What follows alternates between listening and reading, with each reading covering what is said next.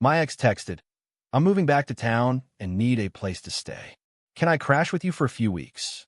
I replied, that's not going to work. Then she showed up anyway with her bag saying my sister had given her a key. When I changed the locks and told my sister she was no longer welcome either. Original post. I, 31 male, got a text that made me put down my coffee and reread it 3 times to make sure I wasn't hallucinating. My ex, hey, big news, got a job offer back home, and I'm moving back. Need a place to crash while I look for an apartment. Just a couple weeks. You're still at the same place, right? We dated for 2.5 years. Broke up 3 years ago when she moved for grad school. Stayed cordial but distant. Holiday text exchanges, maybe a comment on social media once or twice a year. That level of friendly. Me, congrats on the job. Can't help with the housing though. Try extended stay or something. Her, come on seriously? We're adults. It's not weird. Just temporary. Me, not going to work. Good luck with the move. Her, wow, okay. Didn't realize you were still hung up on the breakup. It's been 3 years. Me, not hung up. Just not interested in having a roommate. Especially an ex. Her, whatever. Guess I'll figure it out myself. Cool. Problem solved. Or so I thought. Few days later, I got home from work to find my front door unlocked. My immediate thought was burglary. Pushed it open carefully, phone ready to dial 911.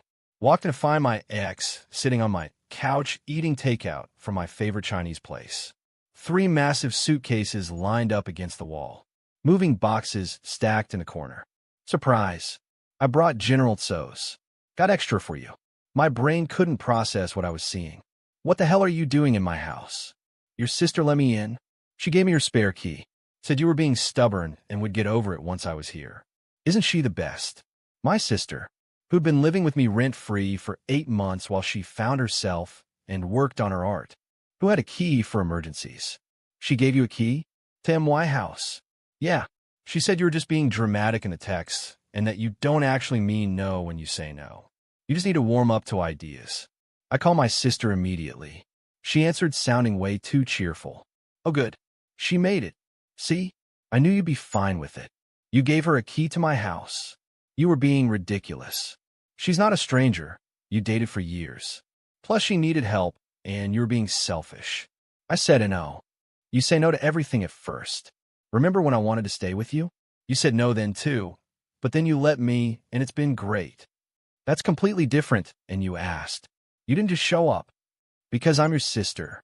But she's basically family too. You were together forever. Stop being weird about it. Get over here and get your key back. Now. Can't. I'm out with friends. Besides, I gave it to her, so technically it's hers now. I hung up and turned to my ex, who was still casually eating Chinese food on my couch like this was totally normal. You need to leave. What? I already broke my lease. My stuff is being shipped here. I start work Monday. Not my problem. You assumed you could stay here after I explicitly said no. But your sister said, my sister doesn't own this house. I do. She had no right to give you anything. Her face shifted from confused to angry. Are you seriously going to make me homeless? What kind of person does that? The kind who said no and meant it. Hotels exist. Airbnb exists. Figure it out. Do you know how expensive short-term housing is? I already spent everything on moving costs. Should have secured housing before you moved then. Oh my God, you're actually serious. She stood up, leaving the Chinese food containers on my coffee table. This is insane. You're insane. Cool. Take your stuff and go be insane somewhere else. I'm calling your sister. Go ahead. She doesn't pay my mortgage. She doesn't make decisions about my house. Neither do you. She tried calling my sister. Got voicemail. Tried texting. Nothing. She's not answering. Shocking. It's almost like she created this mess and doesn't want to deal with it. My ex started crying. Big dramatic tears. I can't believe you're doing this. After everything we had together. What we had. Past tense. 3 years ago. We're not together. We're barely friends. You don't get to move into my house because your planning skills suck. Just one night. Let me stay one night and I'll figure something out tomorrow. No. You're such a jerk. Maybe. But I'm a jerk with boundaries who said no and meant it.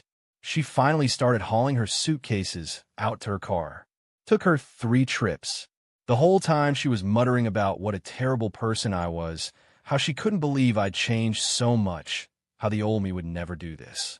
The old me was a doormat. Knew me had a spine. After she left, I sat in my kitchen staring at the spare key sitting on my counter. My sister had just given it away, like my house was community property. I texted her, "We need to talk." This was completely unacceptable. No response. Changed my Wi-Fi password that night. She'd been using it for months. Small payback, but it felt good. Update 1. My sister finally responded the next morning with the most entitled text I've ever received. "Can't believe you actually kicked her out." She's crying at some budget motel, saying she can't afford to eat because all her money is going to the room.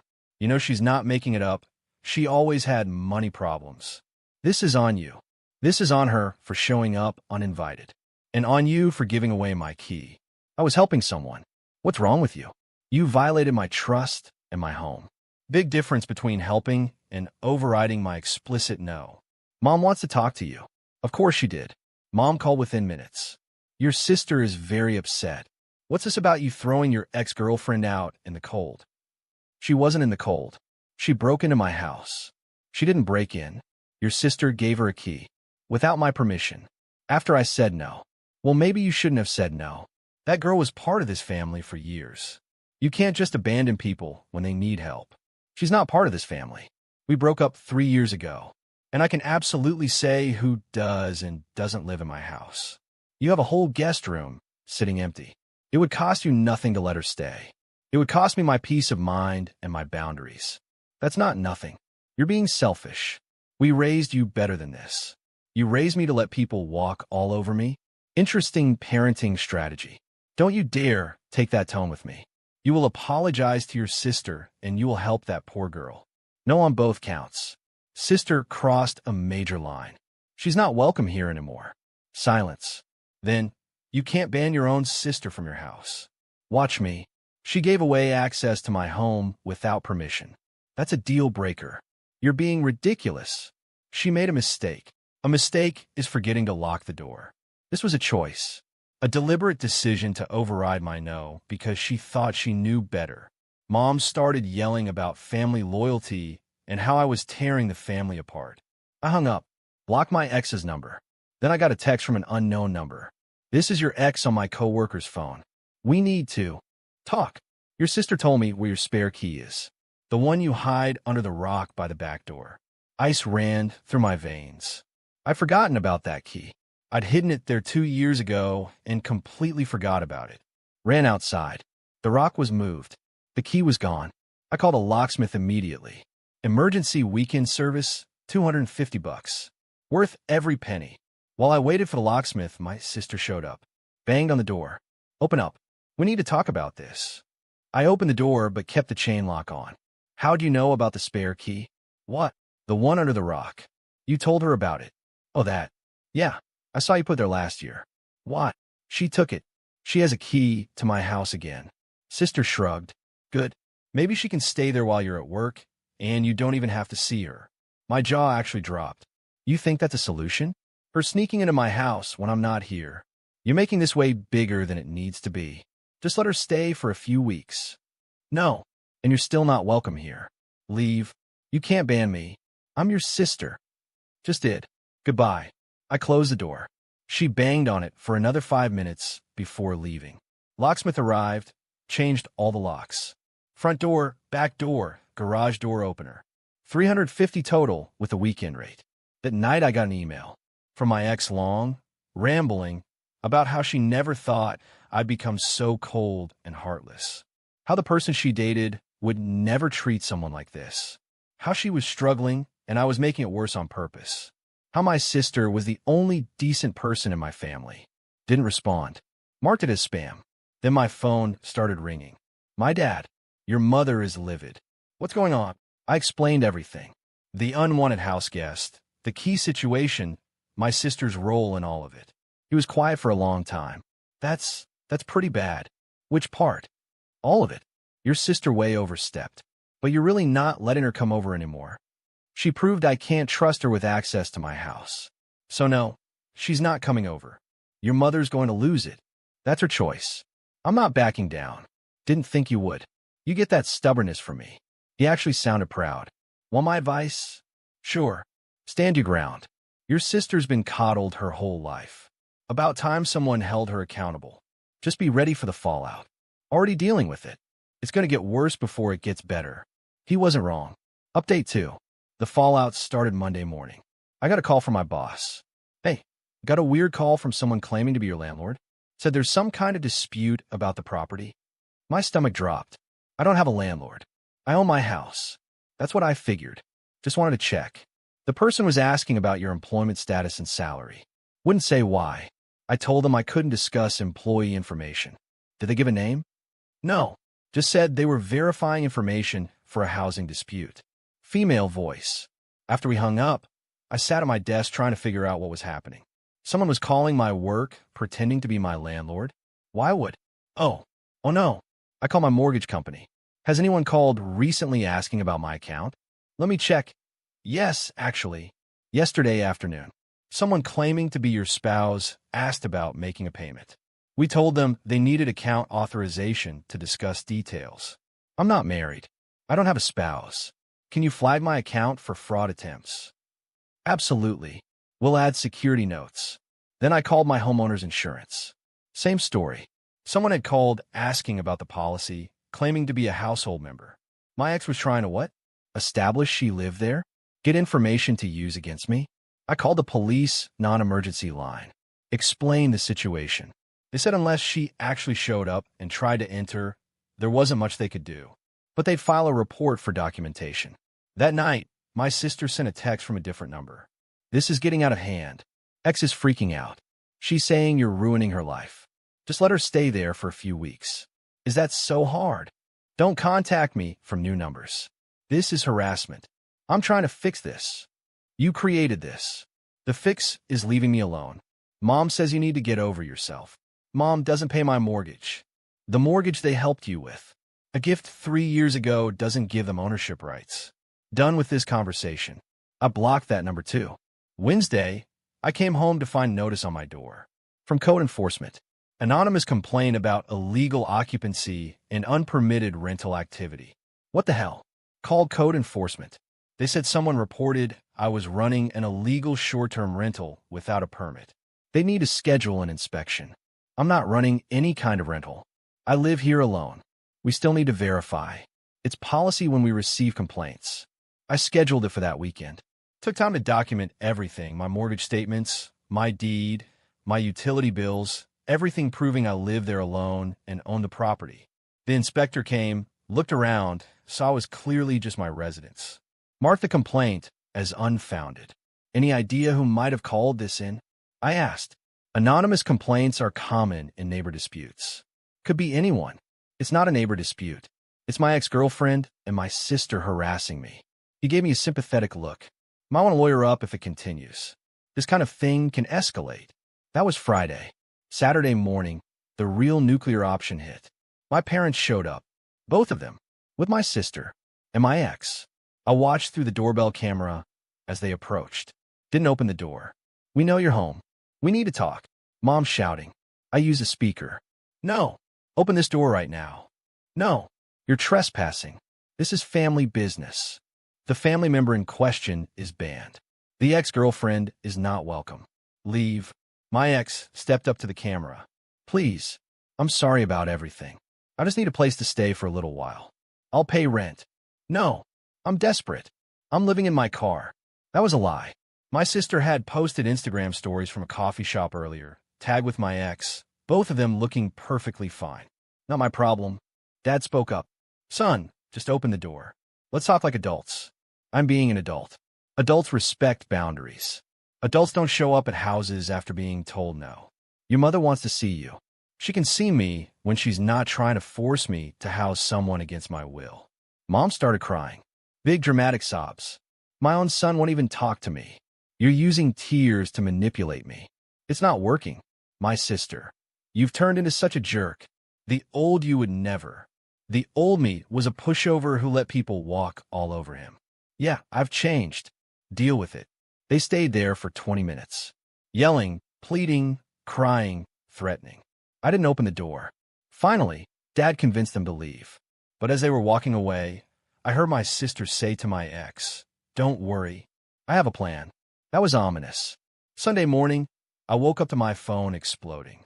Texts from aunts, uncles, cousins I hadn't talked to in years, all saying basically the same thing.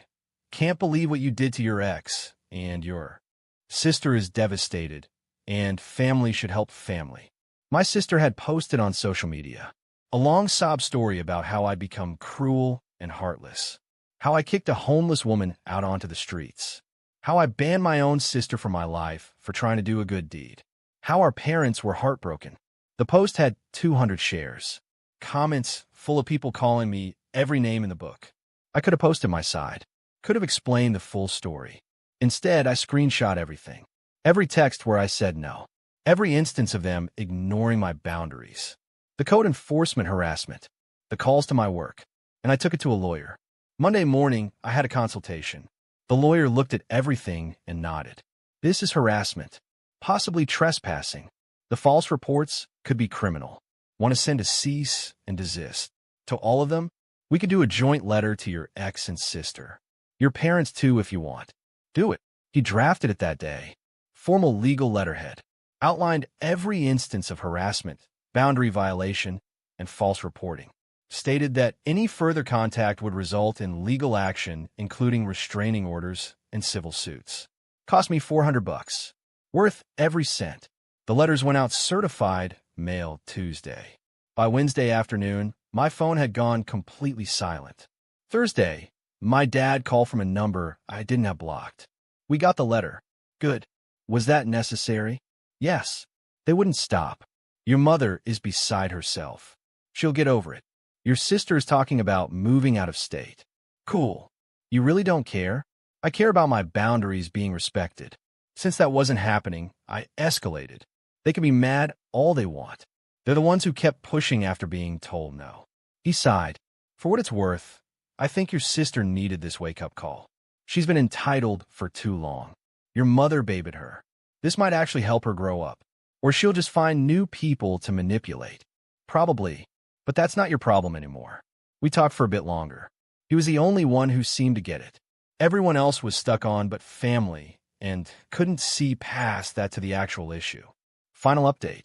It's been 6 weeks since the cease and desist letters. Time for the final wrap-up. My ex found an apartment. Heard through mutual friends she's living with 2 roommates and hating it because they're messy and don't respect her space. The irony is delicious. She tried contacting me once more through a mutual friend. Asked if I'd be willing to talk, maybe get coffee, clear the air. I told a friend no. And if she keeps asking people to reach out for her, that's violating the cease and desist. Haven't heard anything since. My sister did move. Not out of state like she threatened, but to the next city over. Living with a boyfriend I'd never heard of before. Based on mom's stress phone calls to dad that he tells me about, it's not going well. Apparently the boyfriend is controlling and won't let her do whatever she wants. Also known as having boundaries, but sure. She sent me a friend request on social media last week. Didn't accept it. Didn't decline it either. Just left it in limbo. Mom is still mad at me. We're not talking. Dad says she'll come around eventually, but honestly, I'm fine if she doesn't. She made it clear where her loyalties lie, and it's not with respecting my autonomy. Dad and I talk every couple weeks. He keeps me updated on the family drama. Apparently my sister told everyone I threatened to sue her, which isn't true. The letter just said continued harassment would result in legal action. But she's spinning it as me being cruel and litigious. Some relatives believe her version. Others have asked for my side. I send them the screenshot collection and let them draw their own conclusions. About half come around. The other half think I should have just been nice and helped out. Can't please everyone. The house feels like mine again. Changed some furniture around. Painted the guest room and turned it into a proper home office. No more spare room for whoever needs it energy. Got a security system upgrade. Cameras on every entrance. Motion sensors. Alerts sent straight to my phone. Probably overkill, but after all this, I'm not taking chances. Someone asked me last week if I regretted how hard I went with the boundaries. If maybe I should have just let her stay for a week or two to avoid all the drama. Here's the thing. Giving in wouldn't have avoided drama. It would have created more. Because if I let her stay just a few weeks, it would have turned into months. She'd have established tenancy. Getting her out would have required formal eviction. She'd have had rights to my space that she'd have exploited. And my sister would have learned that she could override my decisions anytime she felt like it. That my no was negotiable if she pushed hard enough. The drama was inevitable. The only choice was whether to deal with it on my terms or theirs. I chose mine. Do I wish my family relationships weren't damaged? Sure, but I don't wish I'd done anything differently. They showed me who they were when my boundaries mattered less than their convenience. That's valuable information. My ex showed me she'd learned nothing about respecting boundaries in the 3 years since we broke up. Also valuable. For anyone dealing with similar situations, saying no is complete. You don't have to justify it. You don't have to explain it into the ground. You don't have to make people comfortable with your boundaries. No is a full sentence. And when people ignore that no, that's when you escalate. Not because you're mean or cruel, but because boundary-stomping behavior only stops when there are consequences. My consequences were change locks, cease and desist letters, and cutting off access. Were they harsh? Maybe, but they were proportional to people who wouldn't take no for an answer. The trash took itself out. My house is peaceful. My boundaries are intact. I'm good. That's the end of it. Moving on with my life now, just with a much smaller Christmas card list.